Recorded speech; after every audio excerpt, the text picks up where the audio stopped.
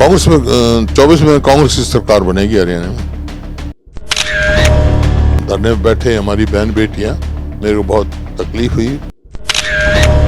प्रत्यक्ष को प्रमाण की जरूरत नहीं होती। प्रति व्यक्ति निवेश में नंबर 1 था, आज बेरोजगारी में पूरे देश में नंबर 1 है। नमस्कार, आप देख रहे हैं भारत आज और भारत आज की पूरी टीम आज पहुंच चुकी है चंडीगढ़, जहां हमारे साथ मौजूद हैं हरियाणा के पूर्व मुख्यमंत्री जो 10 साल जिन्होंने कार्यकाल संभाला है और नेता प्रतिपक्ष चौधरी भूपेंद्र सिंह हुड्डा। हुड्डा साहब, भारत आज पर आपका बहुत बहुत स्वागत है। हुड्डा साहब, हमने हमेशा इंटरव्यूज में आपको बोलते हुए सुना है कि आप अपने 10 साल के कार्यकाल में जो भी आपने काम किया वो आप बताते आए हैं। तो 8 साल से अभी आप सत्ता में नहीं हैं, लेकिन आपने कुछ सोचा होगा कि अगर भविष्य में सत्ता आपके हाथ में आती है तो वो कौन से 3 महत्वपूर्ण कार्य हैं जो आप तुरंत प्रभाव से हरियाणा के लिए शुरू करेंगे? देखिए, एक तो जो ओल्ड एज पेंशन है उसको हम 6,000 रुपये करेंगे, क्योंकि आज जिस प्रकार से महंगाई पड़ी है उस प्रकार से उनके लोगों की आमदनी नहीं बढ़ी। खास तौर पे जो बुजुर्ग हैं उन्हें दिक्कत की बात है, या विधवाएं हैं जिनको मतलब पेंशन के अधिकारी हैं। दूसरा, जो आपका इतने दिन से 8 साल हो गए इनको, जो कार्य ठप पड़े, जो कार्य नहीं हो रहे, मान लो जैसे शिक्षा है, स्कूल हैं, अस्पताल हैं, 3-4 चीज़ ज़रूरी होती हैं, अस्पताल, हेल्थ, एजुकेशन, किसी भी विकास के लिए। आज हरियाणा उसमें पिछड़ रहा है, तो उसको हम चुस्त और दुरुस्त करेंगे। दूसरा जो है, जैसे मैंने कहा, पेंशन तो करेंगे ही, लेकिन 300 यूनिट तक का बिजली भी हम माफ़ करेंगे, गरीब आदमी को बताओ है जी। और जो गैस का सिलेंडर 500 रुपये हो, इस प्रकार से है ताकि एक माहौल बने, हर व्यक्ति को वो मिले। आज क्या है, जैसे मेडिकल फीस है जी, वो कई गुना बढ़ा दी। इसका मतलब हरियाणा का कोई मध्यवर्गीय समाज का या गरीब समाज का बच्चा डॉक्टर नहीं बन सकता है, और इस वास्ते बहुत सारी सीटें खाली हैं ताकि हर बच्चा जो भी काबिल हो उसका पूरा मौका मिले।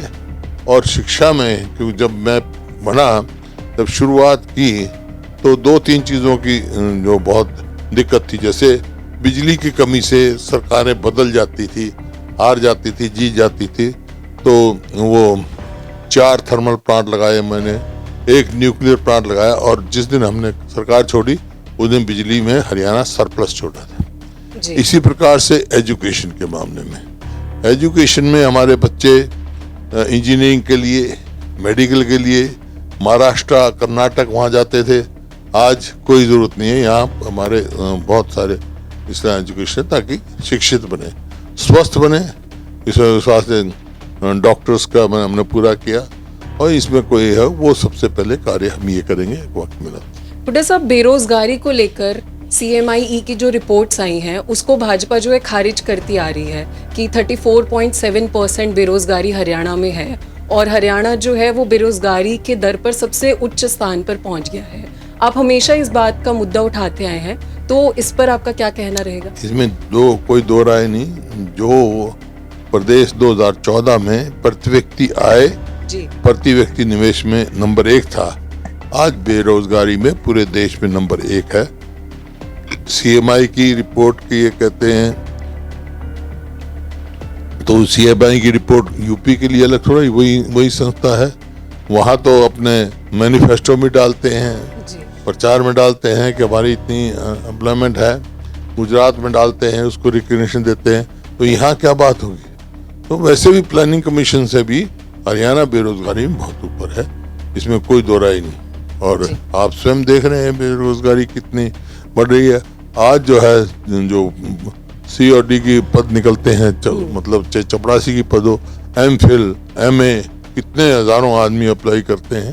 बेरोजगारी सबसे ऊपर है, इसमें कोई दो राय नहीं। इसके साथ ही भ्रष्टाचार पर भी आप लगातार सरकार को घेर रहे हैं लेकिन खट्टर सरकार का कहना है कि नो टॉलरेंस पॉलिसी है सरकार की भ्रष्टाचार को लेकर। तो इसमें आरोप आपकी तरफ से गलत है या फिर मुख्यमंत्री जो हैं वो भ्रष्टाचारियों को छुपाने की कोशिश कर रहे देखिए, हैं? प्रत्यक्ष को प्रमाण की जरूरत नहीं होती। भ्रष्टाचार आपने देखा HPSC में, वहाँ पैसे मिले। जी आज ही हाई कोर्ट का फैसला था, जो सबॉर्डिनेट सर्विसेज कमीशन है उसके ऊपर भी 1 लाख जुर्माना किया है।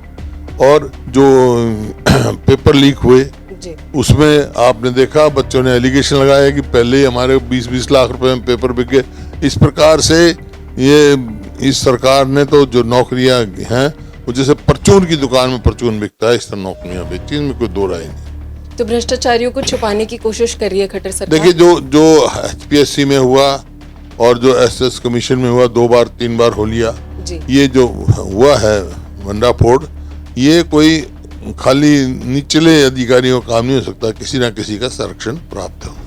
जी, अगर हम राजनीति से हटकर बात करें तो आप भी क्रिकेट और बैडमिंटन के खिलाड़ी रहे हैं, तो अभी जंतर मंतर पर जो खिलाड़ियों का विरोध चल रहा है या फिर प्रदेश के खेल मंत्री पर यौन शोषण जैसे गंभीर आरोप लग रहे हैं, तो इसमें आपका क्या कहना है और आप सरकार को क्या कहना चाहेंगे इन सब मुद्दों को लेकर? देखिए, मैं खाली क्रिकेट बैडमिंटन नहीं, मैं टेनिस का वन ऑफ द मतलब वेटरन्स को कंट्री को रिप्रेजेंट किया है मैंने। जैसे हरियाणा में खिलाड़ियों का परचम लहराता है तो आप भी उनमें से रहे हैं।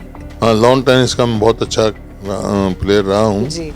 और जब कोई खेल की बात होती है, देखो मेरे को गर्व है इस बात का कि हमने एक खेल नीति बनाई थी और उसमें हमने हर गांव में स्टेडियम बनाए, क्योंकि पोटेंशियल है बहुत हरियाणा में जी। का। देश का नाम हमारे खिलाड़ी ऊंचा करते हैं। आज वही मतलब जिस प्रकार से उन खिलाड़ियों को जिन्होंने देश की इज्जत बचाई, ऊंची की, गोल्ड मेडल लेके आए, ओलंपिक में गए, कॉमनवेल्थ में, आपको पता है कॉमनवेल्थ में जब 38 गोल्ड मेडल हरियाणा देश को मिले थे, जिसमें अकेले 22 हरियाणा के थे, वो छोटी बात नहीं थी। तो उन खिलाड़ियों पे गर्व है। लेकिन जब वो बैठते हैं तो जिस तरह हम धरने में बैठे हमारी बहन बेटियां, मेरे को बहुत तकलीफ हुई, बहुत दिल में वो हुआ। और जो ये खिलाड़ियों की देख के बाद वो राजनीति का सवाल नहीं रहता है जी। वैसे व्यक्तिगत इतना मेरे को लगाव है खिलाड़ियों कि वो हमारे को बहुत गर्वित महसूस करता हूँ मैं। तो इसी वास्ते मैंने कहा था पहले दिन कि भाई इनकी निष्पक्ष जांच होनी चाहिए। मैं किसी को दोषी निर्दोष की बात नहीं करता हूँ, लेकिन जांच निष्पक्ष हो। और ये बड़ा गंभीर मामला जो उनके ऊपर जो उन्होंने बात कही है और धरने पे बैठना पड़ा, ये हमारे लिए सबकी शर्म की बात है। और उनके कहा अब इंक्वायरी हो रही है, देखो क्या निकलता है। इसी प्रकार से जो हरियाणा का आपने कहा, मैंने पहले दिन ही कहा था कि मॉरल ग्राउंड पे मंत्री को इस्तीफा दे देना चाहिए, निष्पक्ष जांच होनी चाहिए, दूध का दूध पानी का पानी होना चाहिए।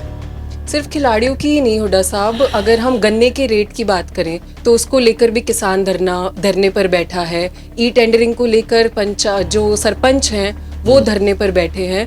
तो इसमें सरकार का कहना है कि विपक्ष की गलती है, वो विपक्ष को गलत ठहरा रही है। तो इस पर आपका क्या कहना रहेगा? विपक्ष का इसमें क्या, गन्ने के रेट में जहाँ तक हमारी सरकार थी, 9 साल हमारी सरकार रही जी, 165% हमने इजाफा किया गन्ने के भाव में जी। मतलब जब हमारी सरकार आई 2005 में 117 रुपए प्रति क्विंटल था, और जिस दिन 2014 में 310 रुपए था, 165 रुपए थे। और इन्होंने मतलब इसका मतलब हो गया 17% इजाफा हर साल किया हमने गन्ने के भाव में जी। और इन्होंने 8 साल से ज्यादा हो गए, इनके 8 साल हो गए, इन्होंने कुल 17% किया है, जो हम 1 साल में करते थे।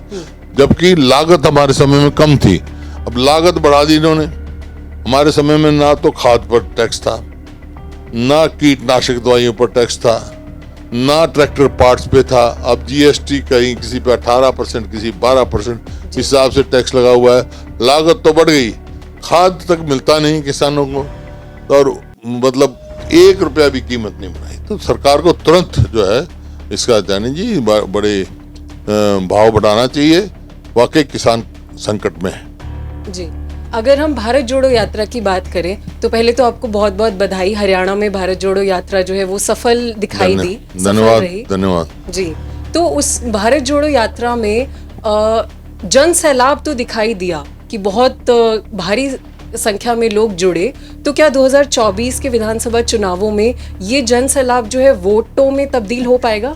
देखिए, जहाँ तक हरियाणा का सवाल है और यात्रा का सवाल है, कोई यात्रा जो निकाली है 3,500 किलोमीटर राहुल गांधी चले हैं, कोई वोट के लिए नहीं चले हैं, वो मुद्दे लेके चले हैं। महंगाई का मुद्दा है, बेरोजगारी है और आपस में भाईचारा बढ़ाने के लिए, क्योंकि ताकि ये जो देश जो है एक मजबूती से रहे, सबको एक करने के लिए हैं। लेकिन जो इतना जन सैलाब हरियाणा में आया है, वो एक बात साफ साफ उसका दिखाई दे रहा है उससे साफ कि लोग मन बना चुके हैं कांग्रेस की ओर देने के लिए। 2024 हो, उससे पहले कोई चुनाव हो, तो कांग्रेस की तरफ मन बना चुके हैं। वो केवल कांग्रेस को ही ऑल्टरनेटिव देख रहे हैं और इस मौजूदा सरकार से, बीजेपी जेजेपी सरकार से हर वर्ग विमुख हो चुका है, चाहे वो किसान है, चाहे मजदूर है, चाहे व्यापारी है, चाहे कर्मचारी है, चाहे शहरी है, चाहे ग्रामीण है,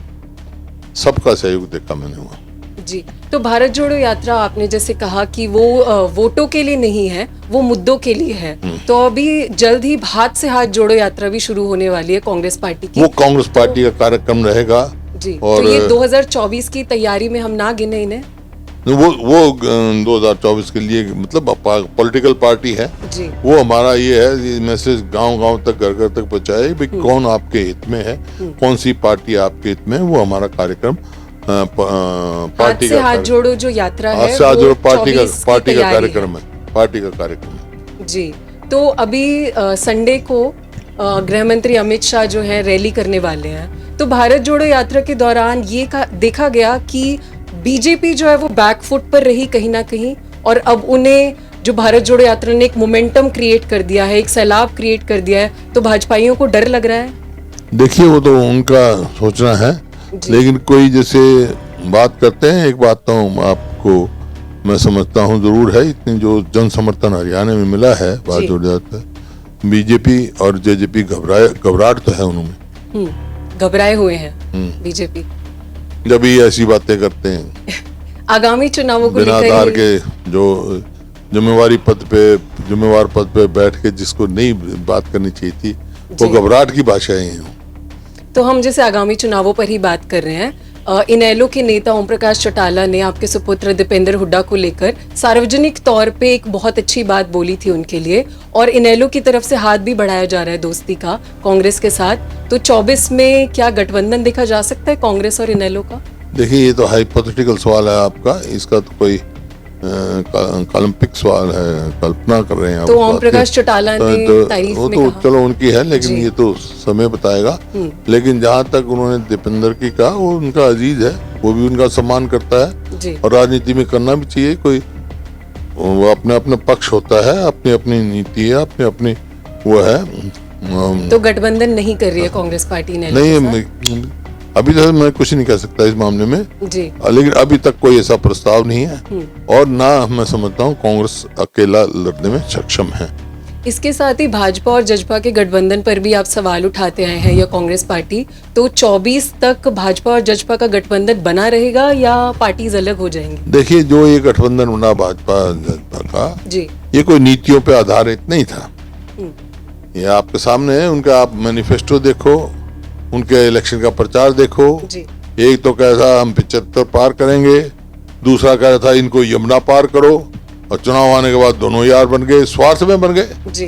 स्वार्थ है, स्वार्थ कोई जनहित के लिए नहीं है ये गठबंधन, स्वार्थ। और यही कारण है कि पिछले जब से सरकार बनी है, हरियाणा बुरी तरह पिछड़ गया, अपना स्थान से नीचे हो गया, जो स्थान था इसका, और फिसल रहा अपने स्थान से जी।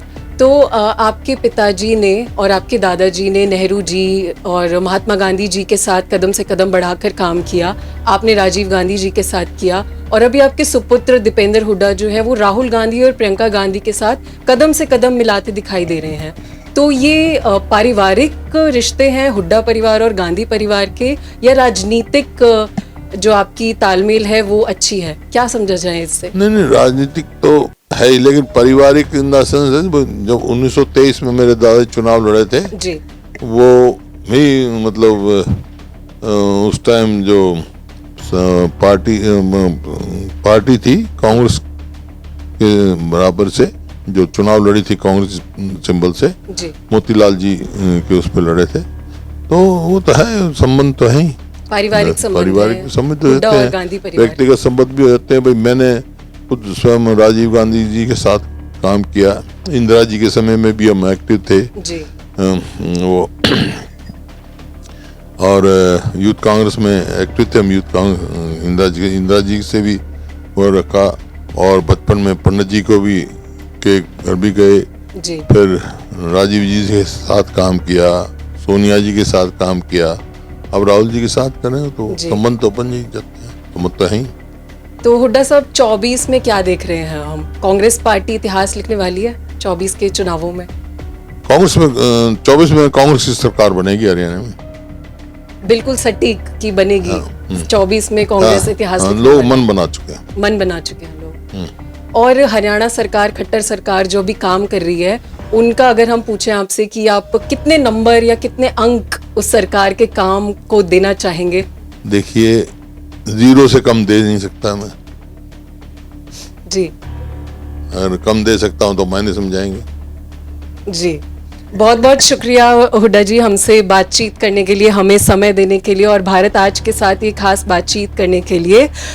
ये हमारे साथ थे हरियाणा के पूर्व मुख्यमंत्री, 10 साल जिन्होंने कार्यकाल संभाला है।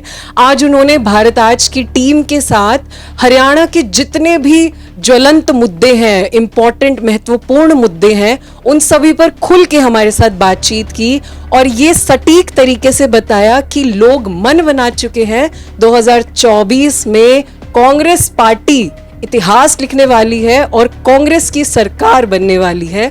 तो 24 में ये देखना दिलचस्प होगा। आप हमारे साथ बने रहिए भारत आज के साथ, हम ऐसे ही आपसे बातचीत करते रहेंगे और हमारे चैनल को सब्सक्राइब कीजिए और फॉलो कीजिए। कैमरा पर्सन रितेश के साथ मैं मेहंदी गर्ग, भारत आज।